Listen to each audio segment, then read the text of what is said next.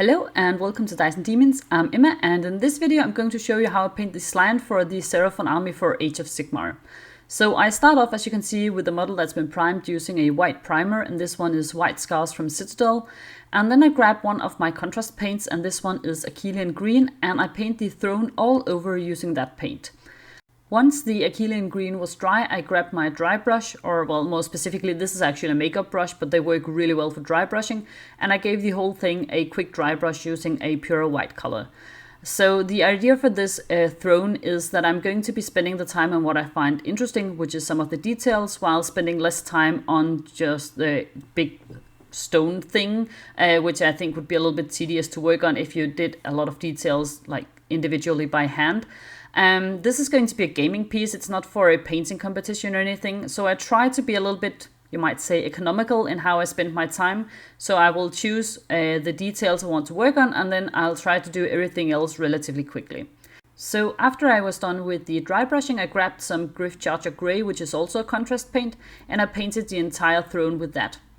I wanted something for the stonework that was like grey-ish and did not grab too much attention on its own, while at the same time just being a little bit more visually interesting than if I had just gone for nuances of black and grey and white. Next up, I started working on something that I thought was actually really interesting to paint, which was these tiny carved details that are on the stoneworks on the side and the front of the throne. And they are sort of geometrical patterns like swirls and semicircles and stuff like that.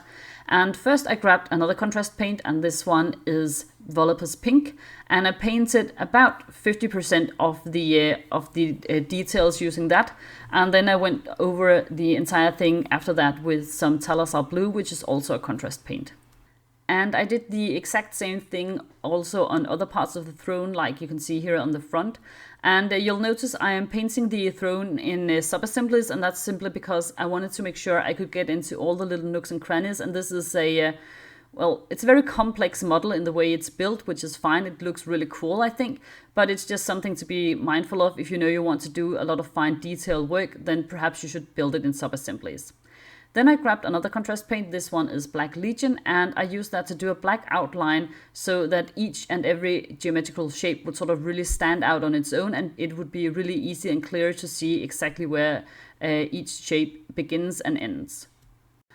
I try to be a little bit careful when I do the black outline here, just because if I make a big mistake, I have to go over the entire thing again, first with some white and then with the contrast paint. It doesn't matter if I get a little bit of the black outline onto the sort of the edge of each geometrical shape, because I'll be going back over those and I can easily fix that, but I still try to be a little bit careful here. This is obviously relatively time consuming, but I really think it pays off in the end. So I'm willing to spend that amount of time. And as I said, that's why it's I sometimes refer to myself as a lazy painter, because I skip the steps that I find boring, and then I spend some time on what I find fun to paint, like this.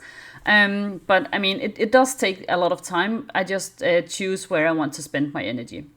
Then I grabbed some Blaster Blue, which is a fluorescent paint from Huge Miniatures, and I used that for an edge highlight of every single one of the blue geometrical shapes. And again, this takes a lot of time, but I think it's fun, and it just makes the whole thing stand out so much more, so I find that it's definitely worth the time. For the first layer of highlights on the pink, I use Pulse Wave Pink, which is a fluorescent paint also from Huge Miniatures. And I do have a discount code for that if you want to go grab some fluorescent paints on your own, and I'll leave a link to that in the show notes. Again, here I try to be a little bit careful so I don't have to retrace all my steps if I can help it. So this also takes a little bit of time, but there's just something, it's almost like meditation or something for me. I just love this. Then for the last layer of highlights for the blue, I use a bit of Blaster Blue mixed in with some white, just to make it pop a little bit more and make it accentuate the geometrical shapes a tiny bit more. As you can see, I don't try to make sure that I do the highlights exactly where light would hit the surface or anything. This is going to be more of a graphic look than anything else. So I just put the final layer of highlights where I think they will help bring out the shapes the most. And the last layer of highlights for the pink is a little bit of Cyber Pink, which is also a fluorescent paint from Huge Miniatures. Then I decided to paint the Slann symbol in the front of the throne using some Magma Flame, which is an orange contrast paint. And my original idea was that I wanted to paint the Slann orange, and so I thought it would be cool if it matched the Slann symbol in the front.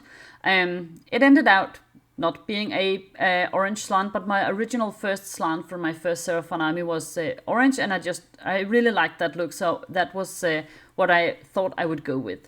Then for his sort of crown symbol on top, I used some purple contrast paint, and this one is called Loxian Purple. And I am really so happy that the Games Workshop decided to do this, because otherwise there wasn't really a good option for a purple contrast paint, but I think the Loxian Purple works really well.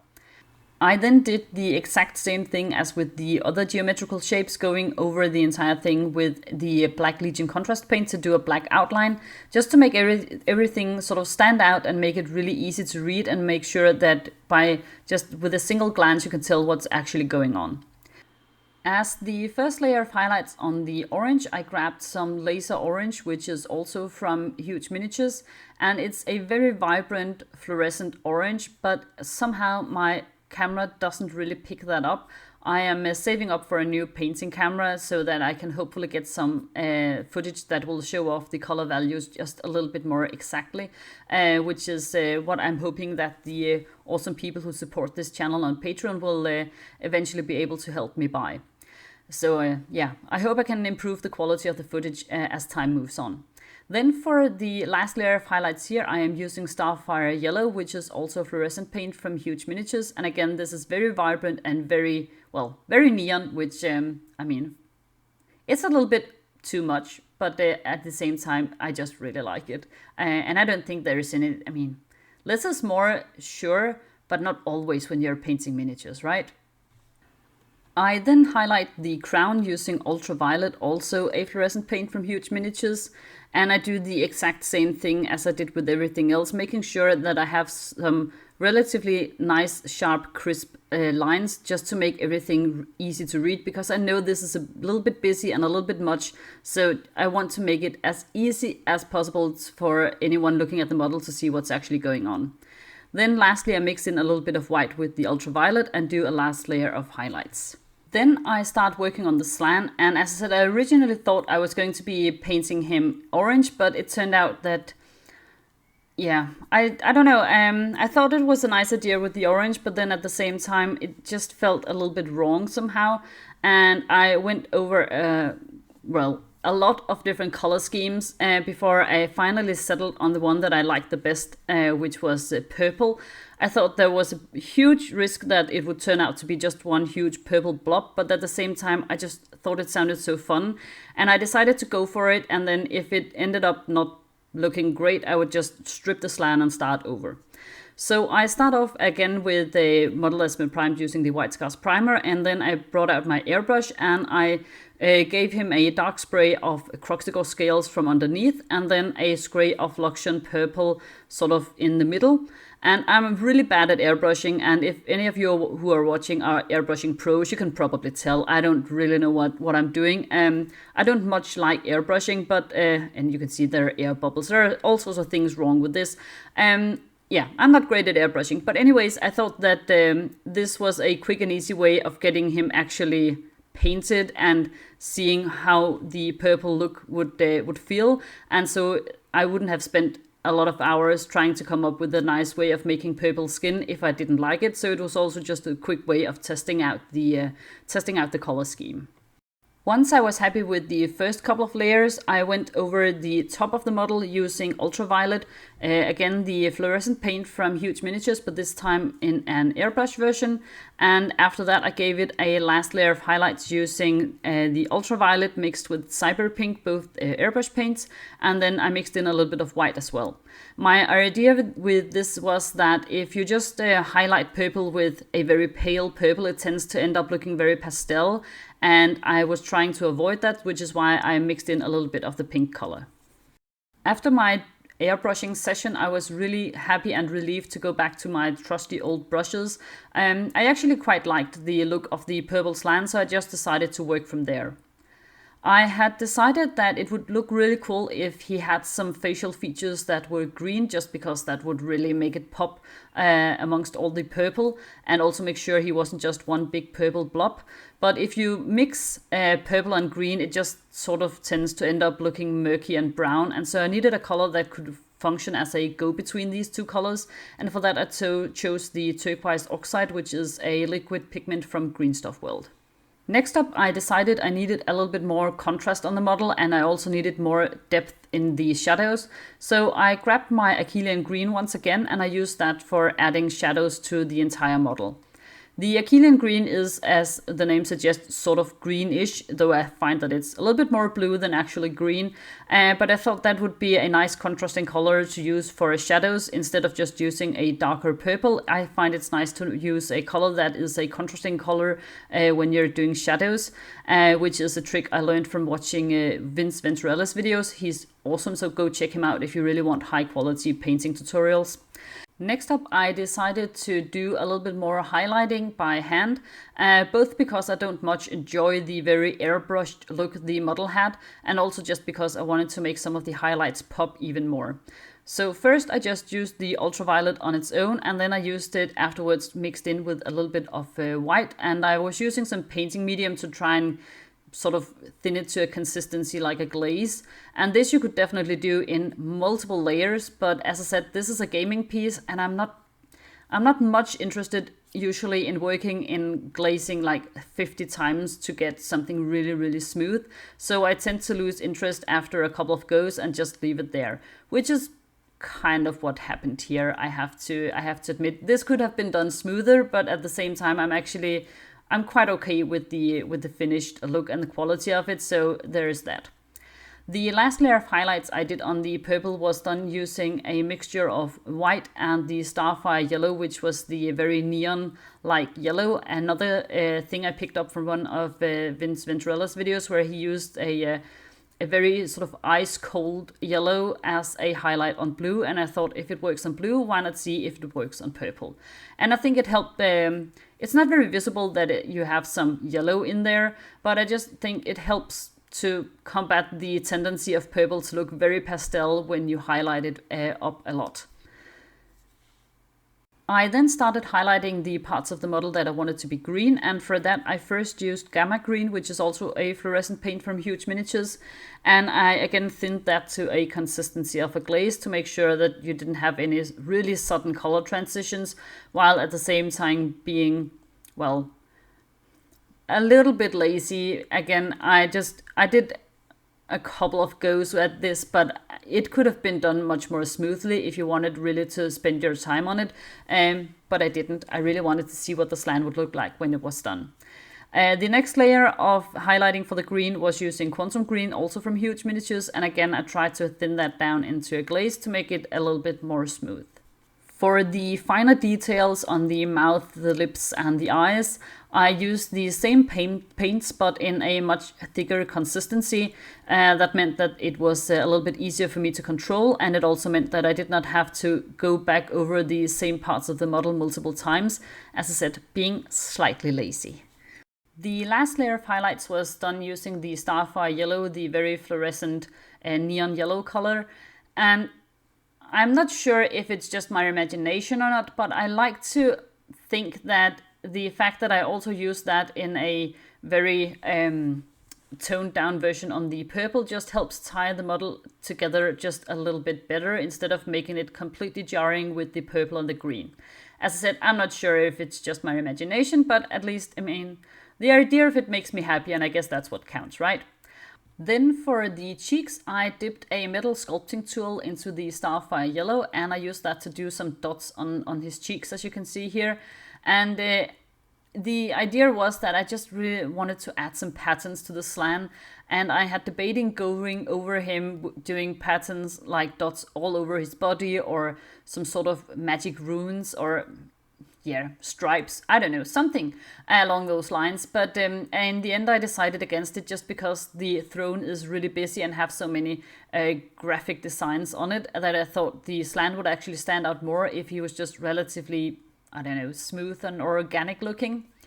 Then for the feathers in his headdress, I chose some red and yellow contrast paints. This one is Blood Angels Red and Yanden Yellow, and I just did a really quick wet blend. I thought those would be some nice contrasting colors to all the purple and green going on. I wanted to make sure that he didn't look like he just had one big blob of orange on top of his head, so I decided to grab some blue and pink contrast paint. These are Talazar Blue and Volupus Pink, and do a quick wet blend of that and use that on every other feather. They aren't as much of a contrast to the purple Slann as the red and orange feathers are, but at the same time it also helps tie him into the look of the throne, because these two colors are the exact same ones I used for the graphic designs on the throne.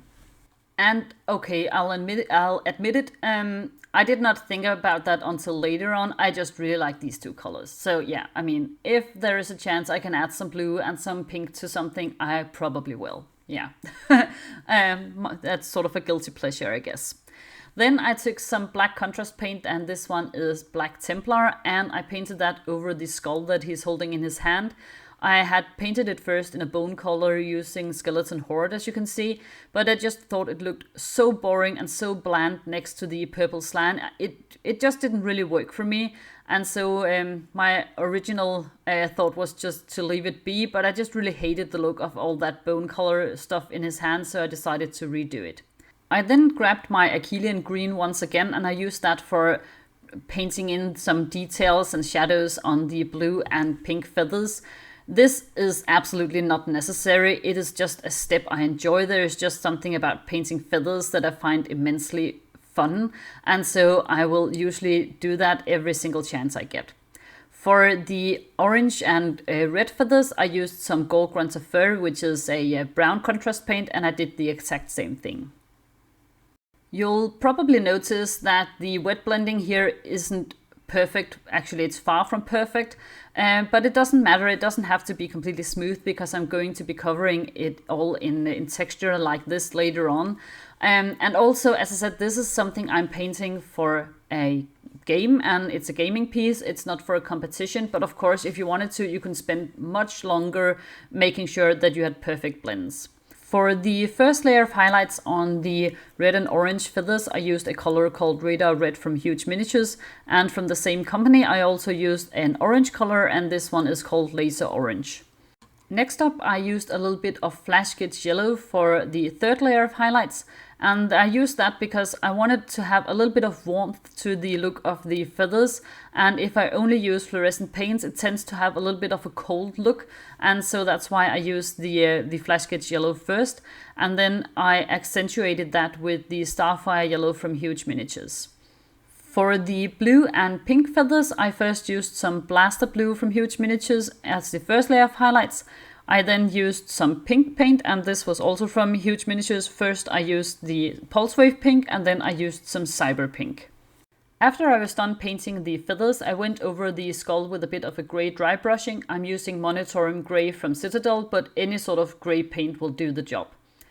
I did not really have an idea of how to make the skull look cool, so I decided to go for something that was relatively quick. As I said, I am a bit of a lazy painter, so I spend a lot of time on what I really enjoy painting, and then I tried just to get everything else painted relatively quickly. So after I had dry brushed it, I gave it a quick wash of Nuln Oil just to darken down the recesses a little bit, and I then did a quick highlight using a little bit more of the grey afterwards.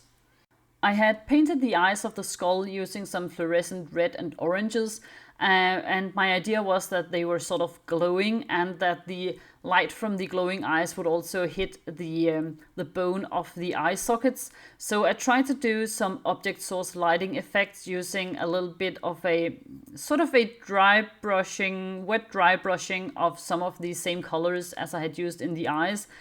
I have never really worked with OSL before, and I don't think I was particularly successful here. I still think it looks a little bit better than before, so that is always a win, I guess. But it's definitely a place where I could see myself putting in the effort to improve in the future. I then decided that the feathers weren't actually quite done. They needed just a tiny last bit of highlight to make sure they really popped. And for the blue and pink feathers, I used a little bit of cyber pink mixed with white. And for the red and yellow feathers, I used a small touch of Wraithbone, which is a paint from Citadel. And here you have the finished results. This is my big purple blob, and I quite like him. I think it was very fun to paint something like this purple. I was, as I said, quite anxious that it would turn out to look quite horrible. I'm not sure it looks, pretty or beautiful or anything, but I definitely think it looks fun and it looks different and it catches your eye, which is what I intended for it to do. So that is, that is something I'm quite happy with. I also think that the eyes in the skull, as I said, this is not perfect OSL by any stretch of the imagination, but under a UV light it actually works pretty well. You can also see him here on his throne, and again, I think it's, it's definitely busy. I'll admit to that. I think it was a good decision that I chose not to put a whole lot of patterns or anything on the Slann himself, just because there is so much going on the throne. But I would of course love to hear your input and your suggestions. If you have any sort of constructive criticism, something you think I could perhaps improve on or do better or any sort of thing, I would love to hear that as well. And as always, before I end the video, I would like to thank my generous patrons over on Patreon. So thank you so much to Thomas Madsen, to Scott Broadway, Andre Correa, Anthony Polcastro, Queen's Wolf, JJ Walsh, Gwenael, Mola, TJ Kubiak, Mando Project, Starcoin85, S. Beer, Echinocicus, Firelord21, and Elliot Philby. I really appreciate it, guys, so thank you so much. If you also want to support this channel on Patreon, I'll leave a link to that in the show notes. If you like this video, I would of course really appreciate it if you would take the time to like the video, write a comment, or perhaps even subscribing to my channel. Also remember, you can follow me as Dyson Demons over on Twitter and Instagram, where you can stay up to date on my painting projects. So thank you so much for watching this video, and I'll see you next time. Bye!